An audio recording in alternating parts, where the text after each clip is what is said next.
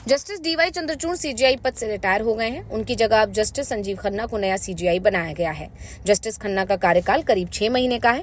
इससे पहले जस्टिस चंद्रचूड़ 2 साल तक सीजीआई पद पर रहे थे।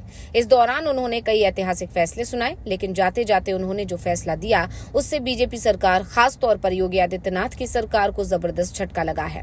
दरअसल योगी आदित्यनाथ की पहचान बुलडोजर बाबा की बन गई है। उत्तर प्रदेश में बड़े अपराध में शामिल आरोपियों के घर पर प्रशासन आंख बंद करके बुलडोजर चला देता है। जिसका घर गिराया जाता है उसका यही दावा होता है कि उसे ना तो नोटिस दिया गया और ना ही इतना समय कि वो अपने घर से सामान निकाल पाए। ऐसे में सीजीआई का आखिरी फैसला बताता है कि सुप्रीम कोर्ट को योगी राज में चल रहे बुलडोजर पर घोर आपत्ति है। अपने आखिरी फैसले में सीजीआई चंद्रचूड़ ने योगी आदित्यनाथ सरकार में शुरू हुई बुलडोजर जस्टिस की कड़ी आलोचना की। सीजीआई ने कहा कि कानून के शासन में बुलडोजर जस्टिस बिल्कुल अस्वीकार्य है। अगर इसे अनुमति दी गई तो अनुच्छेद 301 के तहत संपत्ति के अधिकार की संवैधानिक मान्यता एक डेड लेटर बनकर रह जाएगी।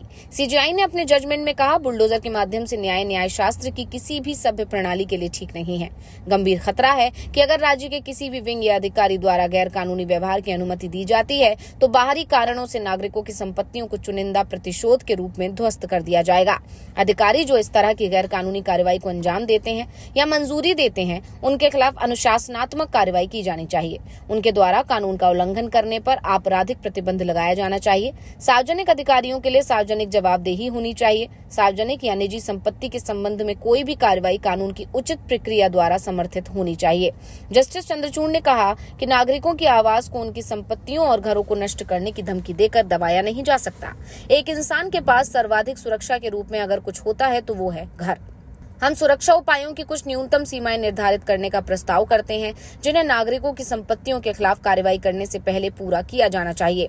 सीजीआई ने कहा कि अवैध अतिक्रमणियों या अवैध निर्माण को हटाने के लिए कार्रवाई करने से पहले राज्य को कानून की उचित प्रक्रिया का पालन करना चाहिए।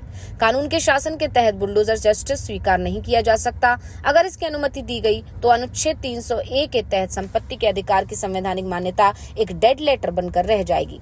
आपको बता दें कि इससे पहले सुप्रीम कोर्ट ने एक फैसले में यूपी सरकार पर 25 लाख रुपए का मुआवजा देने का भी आदेश दिया था। 2019 में उत्तर प्रदेश के महाराजगंज जिले में एक घर को ध्वस्त कर दिया गया था। वैसे प्रशासन ने जो कार्रवाई की थी उसमें 100 से ज्यादा लोगों के मकान गिरा दिए थे, लेकिन एक मामला सुप्रीम कोर्ट पहुंच गया था।